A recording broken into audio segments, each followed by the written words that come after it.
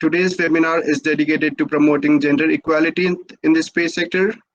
We will hear from some distinguished women in space about their struggles, hardships, challenges, and how they have faced the challenges they faced while they pursued a career in the space sector in context to being a female and how they overcame them. I'll start by introducing our first speaker, Dr. Sarah Jane Pell.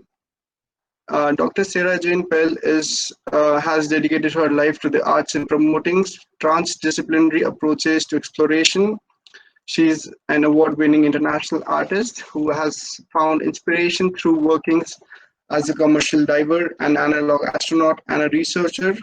Her projects have included expeditions in Nepal and working with teams including NASA in ESA on Moon and Mars mission architectures and sending art to space with JAXA. She's also currently an associate professor at Monash University and working on the 50th anniversary celebrations of TechTide 2 Mission 6 all-women crew and leading the next subsea habitat mission at Aquarius Reef Base in 2021.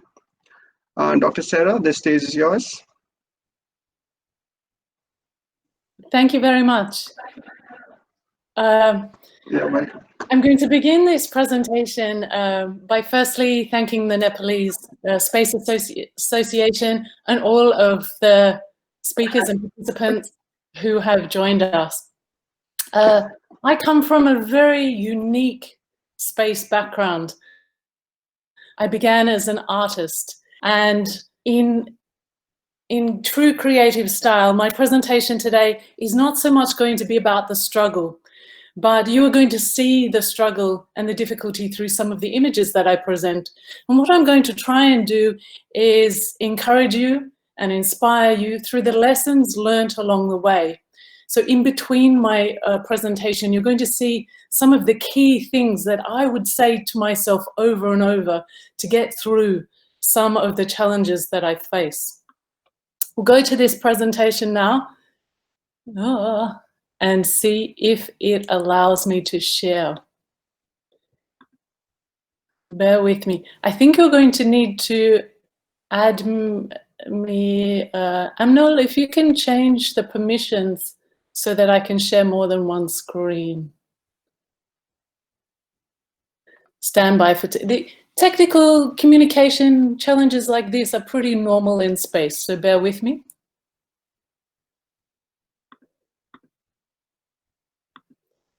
I'll just try again. Can you see an option? It has appeared. Stand by. We are presenting now.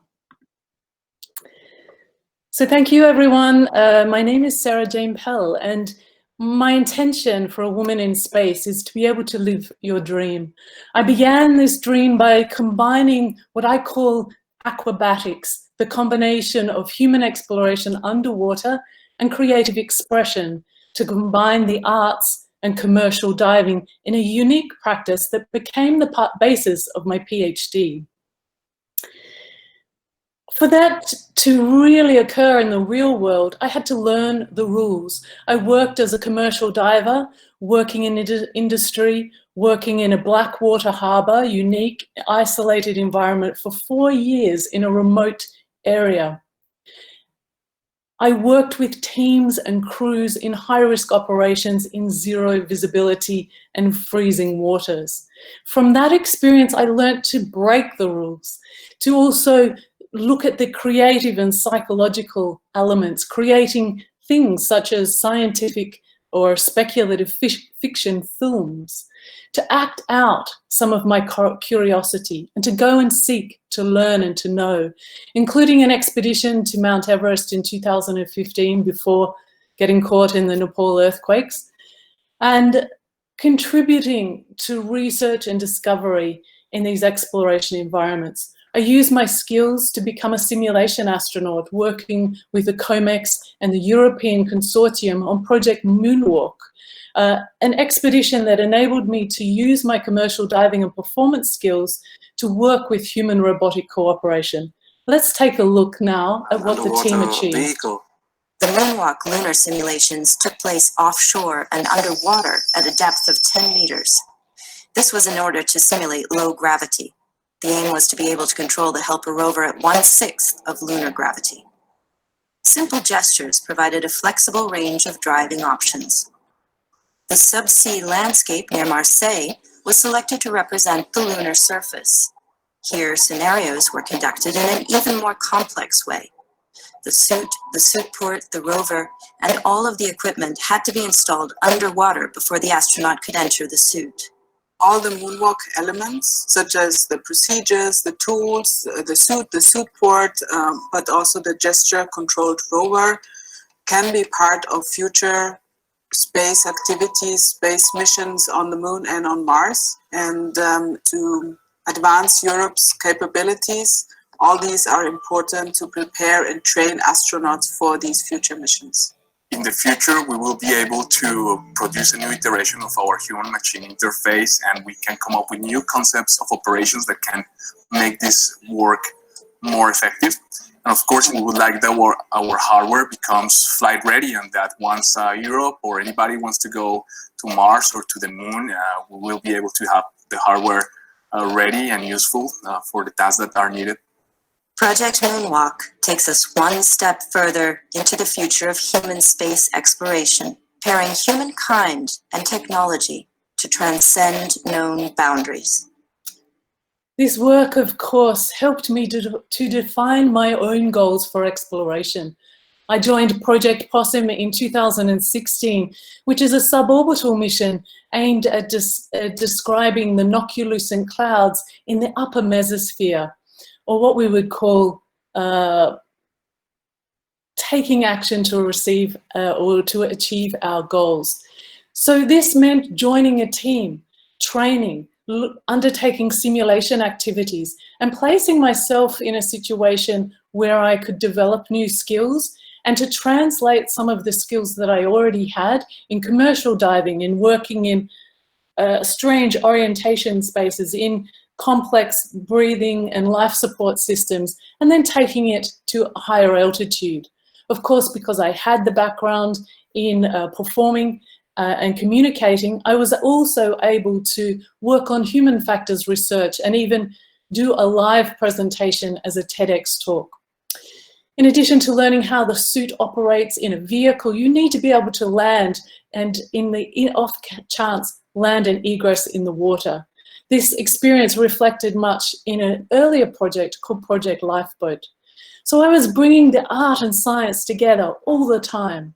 Let's take a look at how I was building a performance practice and I was building a professional career that slip-slided, really taking that idea of STEM into STEAM, adding the A, very much the arts, in amongst science, technology, engineering and math capabilities, to look at inspiration, to look at the translation, to look at interdisciplinary possibilities for innovation across these systems.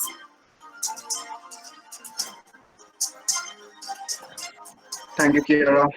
Thank you, Sarah.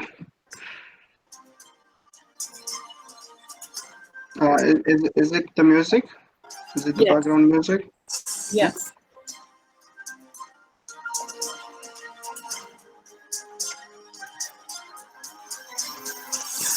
So my next question to you, what question I would like you to ask is, what has inspired you during your struggles, and what inspiration do you think young girls should look up to when faced with challenges? Do you mind if I've got 6 minutes? My presentation was timed for 12 minutes. I thought I had 12 minutes. Okay. Okay, sorry, I thought, sorry. May I continue? Yeah. Okay.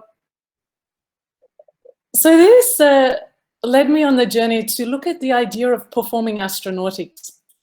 So one of the challenges was, how do I start to communicate in space?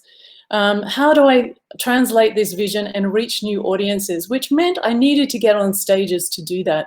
I needed to be able to take it to theatre audiences and platforms to just translate something of the space ideas to the arts and the arts to space. And this meant developing a crew mindset.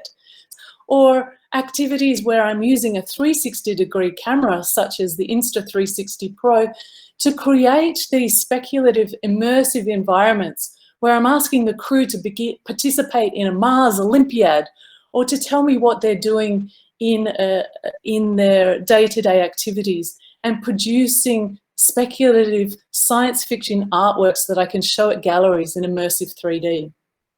So it is about starting to show leadership, building teams. I became the mission commander of the Lunares Polar Moon-Mars Habitat mission in Poland, and started again to build a crew, an interdisciplinary crew. Some of these people were professional astronaut candidates, and others were unique and new to the field, and they brought different skills, and we were testing ideas, building on arts-led research, technology demonstration, and science projects with almost 100 partners around the world. Everything from biotechnology to biological experiments to experiments with robotics and virtual reality, to microbiology, even vestibular systems and all kinds of human factors. I prioritized creativity to show that artists could be a valuable contributor to space. Here I've worked with a team to create a Moonhenge, much like the Stonehenge we have on Earth, but positioned differently. And we've used a LiDAR system here to capture the simulation crater as it was. And with this LiDAR, we had a crew staging, a loss of a crew scenario that we could then send to audiences around the world, and they could experience that. In this case, at the Monash Immersive Visualization Platform in an enormous cave. And we had a dancer experiencing that for the first time, and I was sent his choreography back to translate that so that I could dance and perform in space, or well, in the lunar simulation crater, and devise a new performance to take to new audiences. Again, working with interdisciplinary teams to translate something of what we imagine into a real world. We need to test these novel ideas. We need to experiment. Another challenge was working with the Mars Academy USA, going to Nepal, to the Upper Mustang region, and testing the idea of, could we undertake a mission simulation here as if we were on Mars, but in this case, dedicated to a Mars medical crew, so that we could conduct evacuations under a medical simulation activity where we're repatriating patients and treating them in the field, just like we would have to prepare for a long duration spaceflight.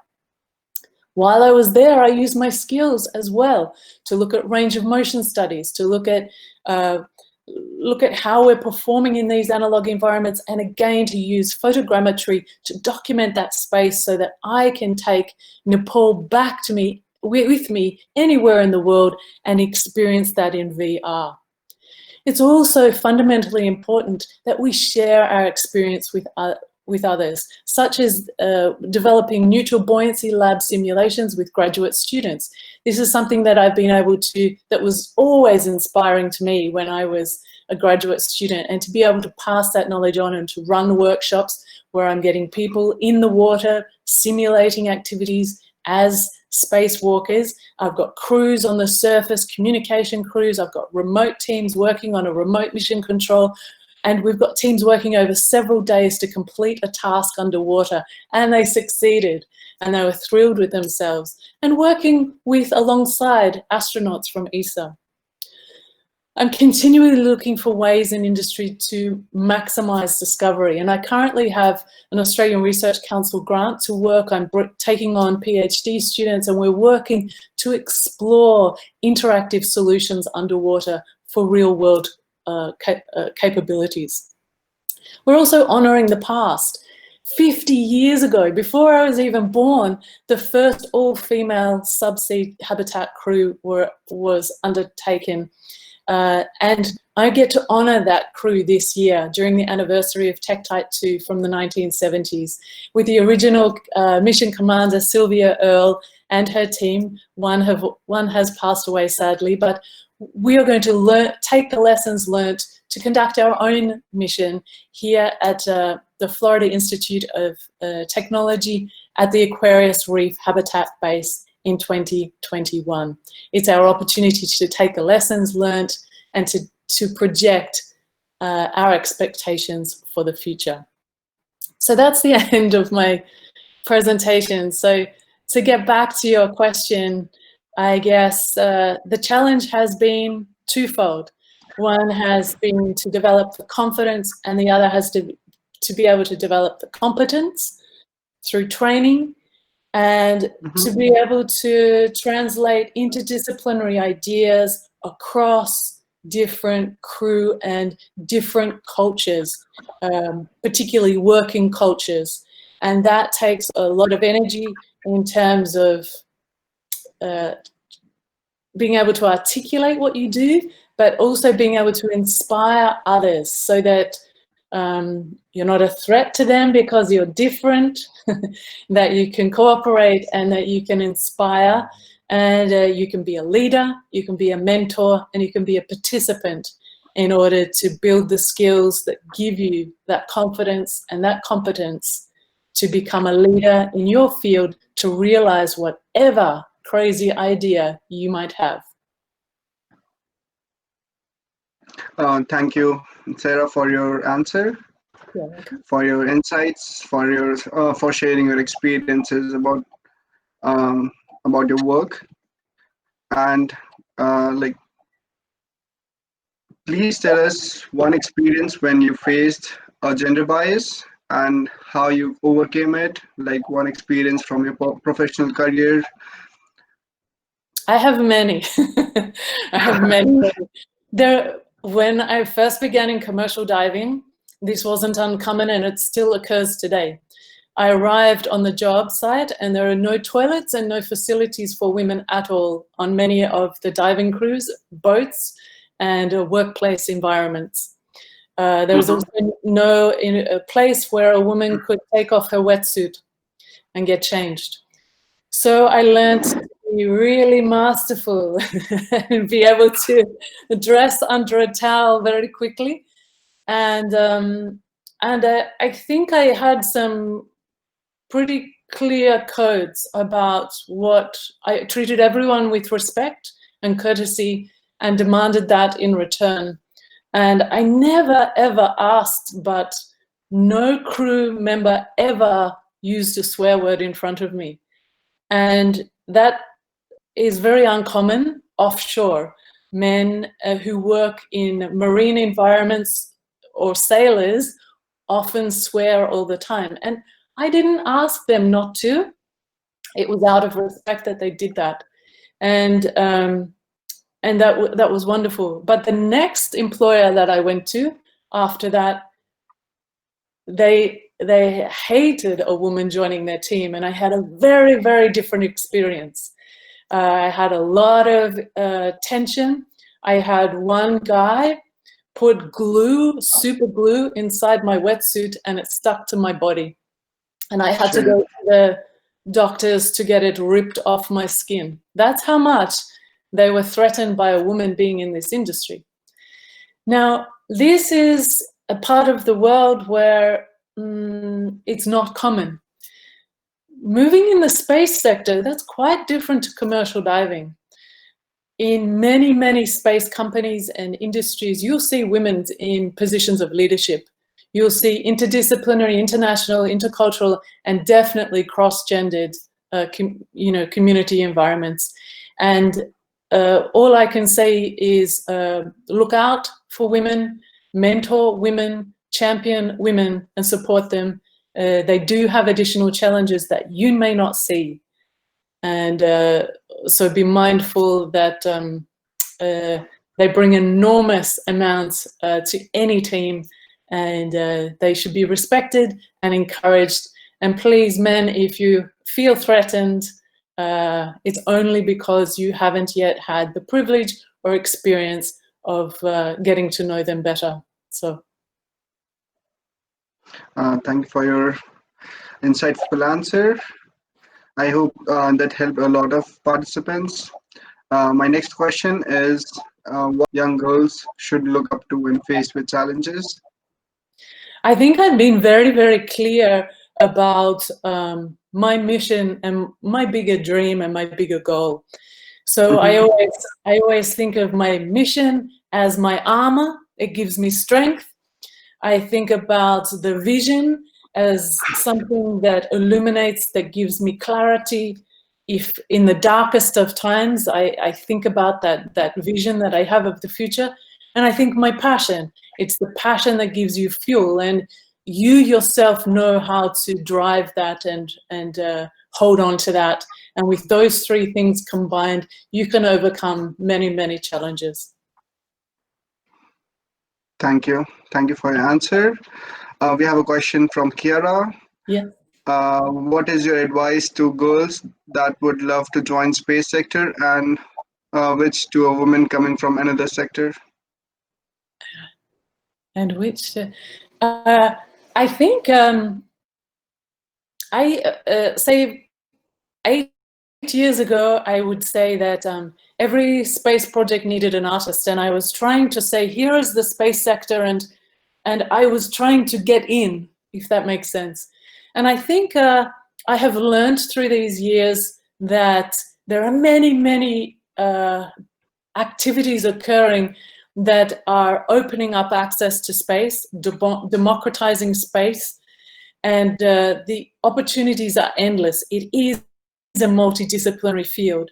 And so now I say that every artist needs a space mission. In other words, take the agency into your own hands and to build the vision, to take action towards the vision that you can see.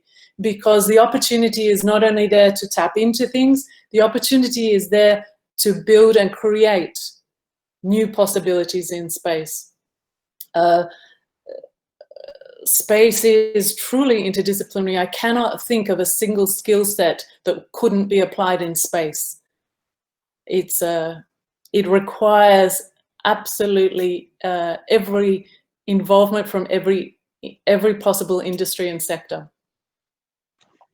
Yeah, as noted from ISU, space is international, interdisciplinary, and intercultural, right? And now we say intergenerational, the 4 I's. Yeah. So we will move on to the next speaker now, as we are running short in time. Thank you, Sarah. Thank you for your insightful presentation and for answering these questions. I'm sure participants were helped a lot with these answers. So our next speaker is Chiara. I will introduce Chiara to you. Chiara is an international PR and space technology commercialization transfer advisor. She helps to infuse space technology into the commercial sector, connecting people, startups, companies, and institutions within the aerospace and the new space domain. She is a public relations expert. Her background includes foreign literature studies, communication, marketing, and business. She is the NASA Space Apps Challenge Brescia lead and organizer since 2018. She is a mentor, ambassador, and role model for Space4Women Network, a program by UNUSA, United Nations Office for Outer Space Affairs, to inspire girls and women to pursue STEM and space careers. She's also the president and co-founder of Interstellars, sales advisor for Graphene XT, and PR and advisor for Wally Mobility, a taxi drone startup. Chiara is one of the 1,000 unstoppable women that are changing Italy through innovation, list by Startup Italia. Chiara, the stage is yours. Namaste for this invitation. Thank you so much, President Animal, and thank you, Sarah, for your wonderful presentation. I was totally captured, and I admire you so much for all the hard work that you've been putting in this It's a great inspiration, always seeing someone from another sector that you would never imagine would match with space, you know. So I always really love to see things like this. And now I see only myself, and I don't know how to turn to see all the others with my video. Can you can you suggest me something, Animal? There's a pin button, so actually if you unpin your video, you can see other people as well. Ah, okay. So Yeah. okay. So here we are, and yeah, I also come from another sector, from a completely different. I myself would have never thought that I would have joined space. Even in my, not even in my wildest dreams. Because unfortunately, when I was a teenager, nobody came to my school saying, "Hey, look, you can be an artist in space. You can be a space doctor. You can be." There is something else. There is not only, you know, astronauts for space. There is not only astrophysics or physics. I was very bad at maths. So you can imagine that STEM was not my favorite, but I really loved chemistry, and I had very high scores about chemistry. Anyway, you know, I had this, I fell in love completely with space data and NASA, because I really asked my father at a certain point of my life. I was a single mother of two, and I was unemployed. And my father said to me, Chiara, you don't have to stay in dead sectors. You have to reach out for something else, for something new, because the future holds really interesting things. And so I started interesting myself into Facebook pages about space and technology and science and whatever was really attracting me. And this was Facebook. The Facebook helped me reaching out for what I was looking for. The you know, the algorithm really helped.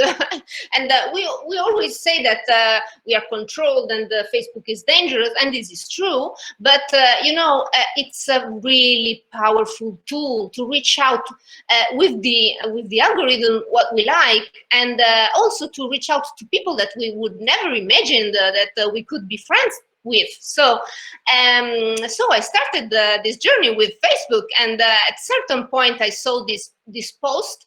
It was a post from the USA. It was not the Chamber of Commerce, but it was now I am missing the word because I'm a little emotional. The US consulate, and I saw this post that was saying, are you a crazy scientist? Are you a space lover? Space apps is for you. You can join. We want you. And no matter what is your background, no matter what your color, no matter what your gender. So I thought, oh my goodness, this is a chance I have to take. And I was really enthusiastic, and I joined also because I saw this speech of NESA director for Europe, which is Timothy Tony, and he had this kickoff speech about how every one of us has resources to save our world, and it really inspired me a lot, because I think I really thought that. And it's true, and I think it's true, that nobody is so poor that hasn't got anything to give. You know, every one of us has something to give. And so I decided to start this journey. I went and I participated, and I created a very nice project. Even if I didn't win, I met this completely new world, and I wanted to bring this world to my city, and to show to all my young fellow citizens what was about. So it's been tough, because you know, it was a very new thing, and also they couldn't see that I had, you know, I didn't even have LinkedIn, and you know, they couldn't see my background, they didn't know me, and so it's been difficult. But at the end, with the help of friends, we built a little community, and we did it. And so I started to get informed and to understand which were the, you know, the. Yeah, thank you for your answer, Chiara. And I think it's also beneficial if you go to conferences and workshops and meet people. You gain some new skill sets, and you meet a lot of new people who will help you in this journey of transforming your career.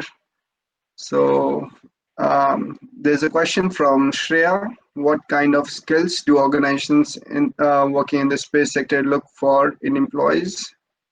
This is a pretty good question. Well, they also look for HRs. They look for telecommunication engineering.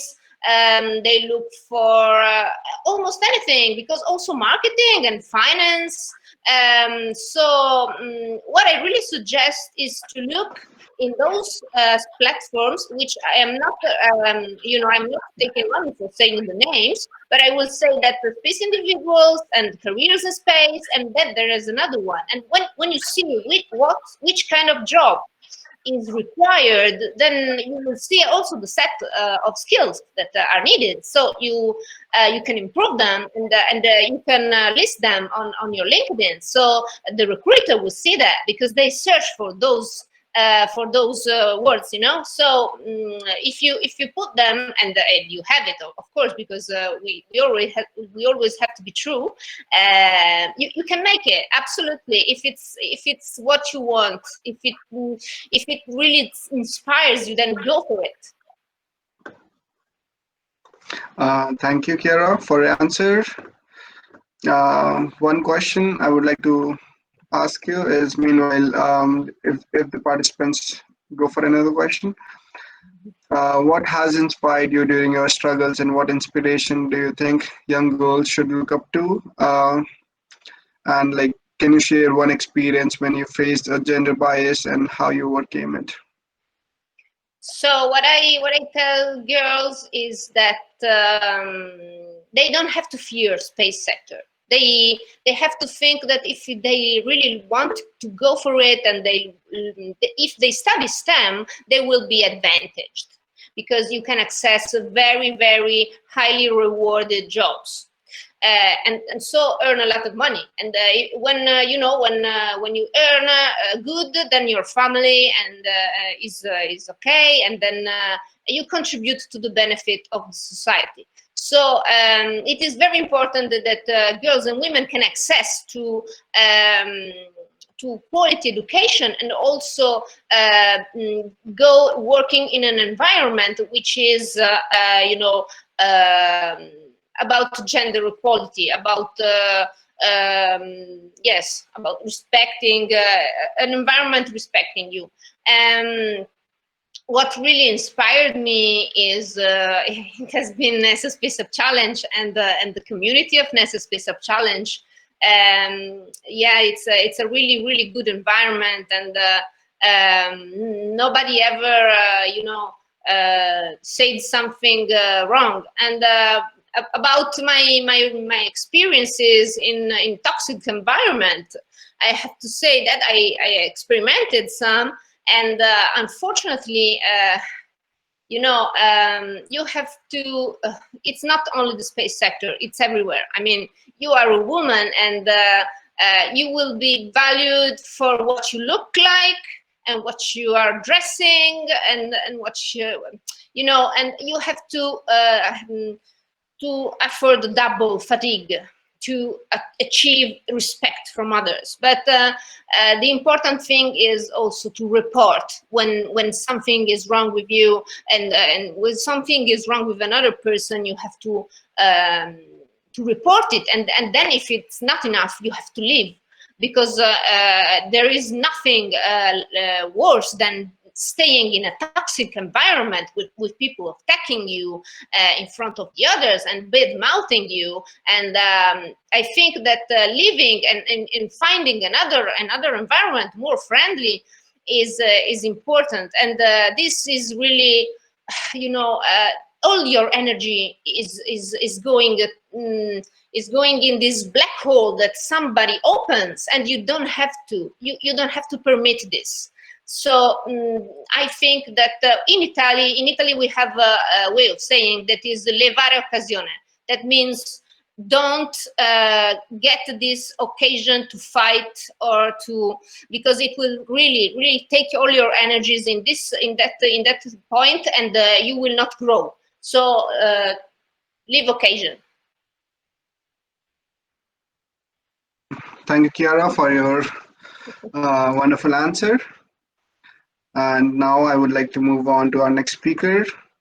Sure. Namaste for inviting me. It's been very, very nice. I hope you enjoyed us. I'm really happy to have seen you face to face, Sarah.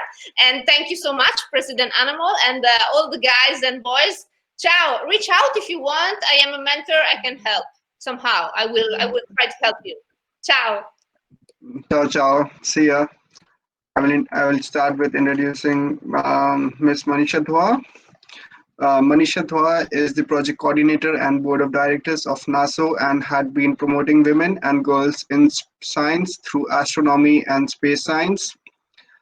Being a female astrophotographer, she is the founder of Women in Science Award in Nepal and has co-founded running Sano Sansar Youth Hostel to support her initiative. Ms. Manisha Dwa, the stage is yours. Thank you, Anmol. Thank you for the invitation, and hello, Chiara and Chiara. Nice to meet you again. So I have a small presentation. So I would like to start it. I'm using two devices because, like in my laptop, the mic is not working, right? So I'm going to start the presentation. Please bear with me.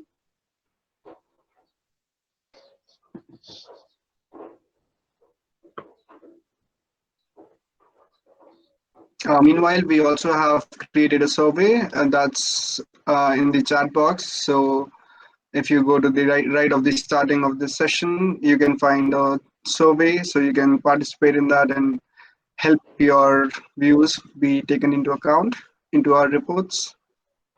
So I will send it here again. So can you see the screen, Anmol? We cannot see the screen yet. Just a minute.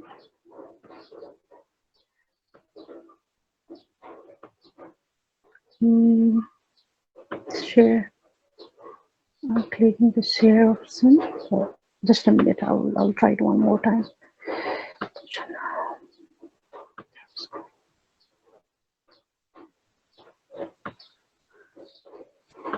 So still you can't see it, right?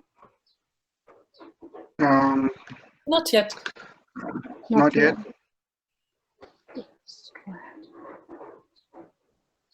I think we can just talk, like maybe you can just discuss what is it like being a woman and how your experience is. So Anmol, would you please mind helping me sharing the screen from your side, because like I have this option over here, an application window, but it's still like I couldn't share it from here. Just a minute. Let me Okay. Okay. So it's here. So now can you see it? Yeah. Yes, we can. Okay. So I have a dream. It's my privilege to be talking to you while we have Chiara and Chiara in front of us. I have a dream to create an army who will, like in future, would be sharing their experience like Sarah and Chiara are doing right now. So I have been to different programs nationally and internationally. Recently, I have been to States for this IVLP program, and like I was like we have to introduce myself, and like the only line that I wanted to share with them is like I wanted to create women like you who will be helping the younger generation, younger girls in the future, and like they can come here and share their experiences. Actually, I wanted to become someone that I wanted to have while I was young, a teenager, as Chiara mentioned. So since 2013, I joined Nepal Astronomical Society. We have been working into different sectors, particularly using astronomy as a tool. But my interaction in different programs and meeting like different ladies out there with their strong voices make me think like are our girls and women are also in the in the same position or not. So like I then started this Women in Astronomy Nepal, and since then I have been focusing more on kids, girls, and women. So I'm going to share my journey through these pictures. I have actually this pictorial presentation. So as you can see in this picture, this is a picture that I took in Sindhu Palchok in 2015 while we were building schools after this massive earthquake. And I took some pictures and like, yeah, I like them all. But when I came back and like years later, while I was going through all these pictures, and I just got like stuck in this picture because you can see how responsible a sister is. It was because even at the time when we asked them, they said like this girl was allowed to come to the class only if she takes her brother with him, so that their parents could work comfortably with all these post-earthquake things. So I see like if a girl is learned, like she can help others learn too. She's more responsible, and this way like we can multiply in a rapid scale if we help them with this science and STEAM education. So talking about the different projects that NASO is doing, we have a water rocket competition. Actually, like we are using astronomy as a tool, but like when it comes to space science education, we are still at a very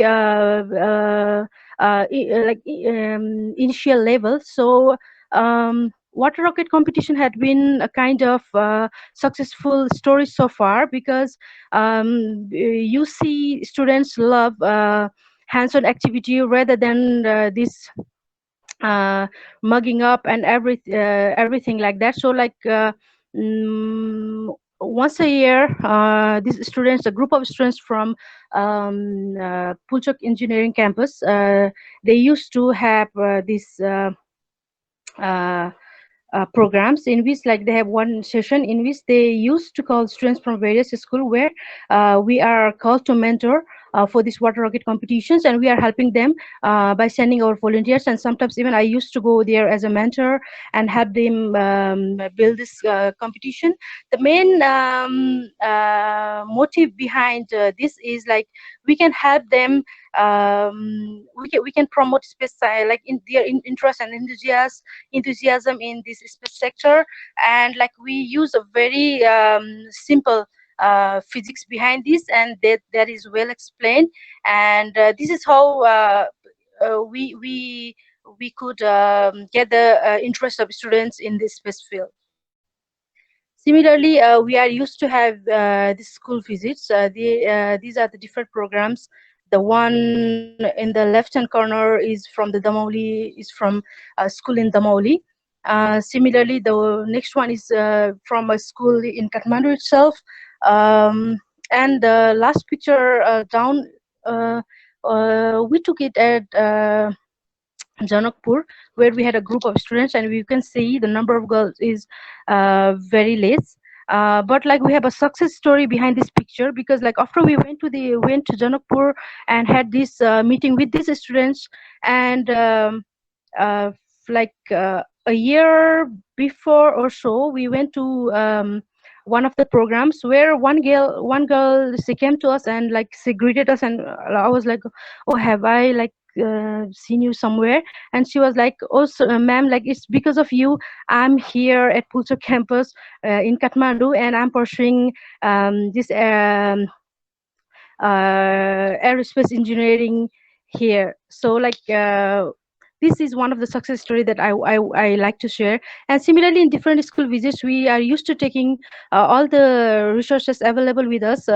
Most of the time, we are used to taking this color pencil and white papers, in which students are allowed to draw their imagination, through which it becomes helpful for us to understand what they want to learn, what they want to do. And we give them some themes time and often on astronomy, and especially space and all. And like this is how we are trying to motivate them through different kind of activities. We also have some special programs. The one picture, the picture in the top, I took it at the oncology ward in Kanti Children's Hospital. So like I love going on my birthdays, and I used to celebrate with these kids who are particularly from the marginalized community. And like you can see the pain, not just with them, but like even the parents, they have to come there and like stay with their kids here. So I love to give some of my time to them, so that like I can soothe their pain up to some extent. And also I used to take with me all the universe with me, and I love sharing it with them. I used to spend some time with all these students, and our student volunteers, they used to help me with this project. They used to go with me and have these children like understand universe and everything.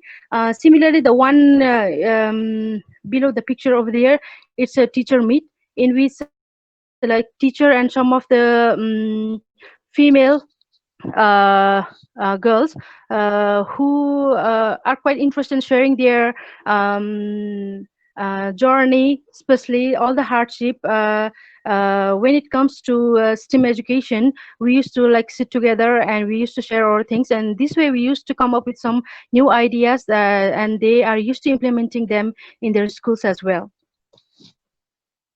So we have interactions. In the picture, you can see Sandra Magnus, astronaut. I met her in ISC in 2016, where we like made a very good bond, and she was here in Nepal. We actually invited her to come here, and at the time we organized this program. It was meet and greet with the astronaut, with Sandra Magnus. We have students from various schools who were interacting with them, and like it was also a kind of it was also a very successful program, because like every children and teachers who were there, they were very happy to meet her and like put their questions to her. Yeah, they were asking about her dresses, like why is she wearing all these, like this Nepali this shoot, right? Like where is her jacket and something like that. And like she presented, she gave us a good presentation about like the life of astronaut, like in space. And these two ladies, like they were the winner of our Women in Science Award. As Anmol already mentioned, that I am the founder of Women in Science Award in Nepal. So they are from the professional and student category. They were the winners. We also used to conduct some space robotics program in community schools. So we try to get more number of girls in our program. So like at least even if we have less number of girls, we try to make sure like there is at least one girl in each group. So here is a girl from one of the community schools that is in the suburb of Kathmandu, and the reason behind like conducting this workshop in community school is because like there are different programs going on in very like all over Kathmandu, but like these students, what I found was they were lacking confidence in like getting together, like coming to this kind of activities, because they thought like they cannot do anything and something like that. So we conduct this kind of programs over here as well. And similarly, we used to we try to give them at least some exposures. And in the picture, it is the same girl who was talking in the media. And like I have been working with the same school for like 2 years or so, and like we have seen a drastic change in the attitude of the students since then. And while I got to know about the school that I'm working with, particularly we did this robotic workshop as a venue. The dropout rate was very high, and the number of students was like decreasing like each year. And then like we were working with them, and now we get the information news from the teachers, the head teachers and the parents are all that the number of students are getting better, like they are increasing. And many of them choose to come to this school because they say like they get more opportunities, and they are even taking part in, the students from this school are taking part in different programs as well without any hesitations right now. So similarly, here are a list of some of the programs that are like, let's say, World Space Week celebration. I'm the national coordinator since last year. Similarly, we have Astro Research campaign. We even have this NASA like space app challenge. Similarly, we have space art competition and online space competition to use ICT in very good manner. And yeah, there are more programs I might have missed. So if you want more info and updates on different programs, you can visit to the website that is listed below. And if you need any help, like we are always there, I'm always here to help you. So yeah, thank you. And yeah, it's a lunar eclipse today, penumbral. So happy penumbral lunar eclipse and the World Environment Day too. I think like I saw a name, Sonika Manandar was there. So especially for you, Sonika, happy World Environment Day. Thank you. Thank you, Manisha, for your amazing speech, amazing presentation. Similar to previous questions, I would like to ask you about one experience of one of the many experiences you might have faced, during which like you faced gender bias, and how did you overcome it? Like what challenges were there for you, being a woman and pursuing a career in the space sector?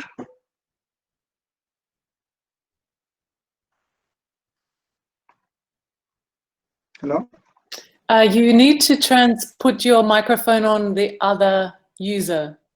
Yeah, okay. So I'm not particularly from the space field, but I want to make a difference. That's why like I tried working in this field. Like time and often, like there are different situations. Sometimes like you even have to cry alone, you know. And like I had my friends and some of the relatives and some people from the neighborhood, like they were always complaining like, oh well, being a girl, she cannot go, she's working like late at night, going out with the men and this and that. Like for astrophotography, I need to go to, I need to just go outside, like, you know, like away from the city, and like I have to work especially during the night. And like people were always complaining like this is not a good sign or something like that. But like these days I have some of my friends who used to like same friends who used to tell me like, okay Manisha, I want to make my daughter like you. And I'm like, really? So like that is the best compliment ever. So yeah, like there are different time and situation, like you get hardship, and there are some cases of harassment, you know, even though it's not physical, it could be mental. And I have been through different that kind of situation. And there was point when I felt like I should like better end up everything, you know. And like I have male friends who helped me come out of these things. So yeah. Like what inspiration do you think young girls should look up to when faced with these challenges? Like what should they look up to? Like what inspiration? Yeah, what is the most important thing they should look up to when they are facing with these hard times? So what I feel is like never be afraid that you will be judged by people if you share the hardship, the problem that you have in your life, because not everyone have the same kind of thinking, you see. So like you can like go to some of your trusted people, particularly you need to like look for your mentors, and like they are always there to help you. Yeah. Yeah. And their consistency is the most important thing. You have to be consistent with your ideas, with your dream, and then like you can be successful one day for sure. Okay. So thank you for your answer, Manisha, and I hope that was helpful for all the speakers. And there's a comment by Sarah Jane Pell: whatever you believe, you achieve. In other words, wherever your focus goes, your energy flows. So our message to young women who are willing to pursue a career in the space sector is: be passionate and be willing and and keep trying and connect with people who will help you do it, who will help you follow your passion. So that is the ending note of this webinar, and I hope everyone enjoyed this webinar and they loved it. And please fill up the survey form so that we know you better and we can contact you better in the future for our upcoming webinars. Thank you, everyone. Thank you. Thank you.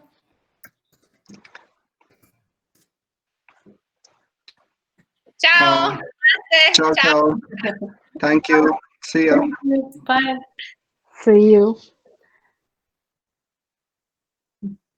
Manisha, thank you. Thank you, Sarah. We will be in touch.